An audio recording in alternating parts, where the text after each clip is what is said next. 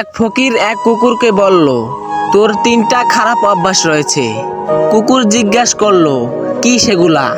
তখন ফকিরটি বলল, 1 নাম্বার, তুই সব সময় দেওয়ালে প্রস্রাব করিস।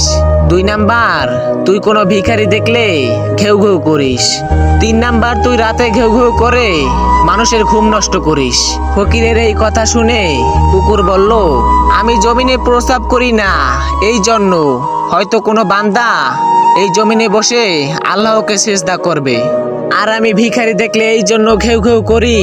ভিখারি কেন আল্লাহর কাছে নাচে, মানুষের কাছে চায়। আর আমি রাতে মানুষের ঘুম নষ্ট করি এই জন্য। মানুষ গুনাহ করে আরামে ঘুমালে আল্লাহর কাছে মাপ চাইবে কখন? একটাবার চিন্তা করে দেখেন, যেই কুকুরকে আমরা দূর দূর করে তাড়িয়ে দেই, সেই কুকুরও আমাদের নিয়ে ভাবে, আল্লাহকে ভয় পায়, কিন্তু আমরা মানুষরা সেটা পাই না।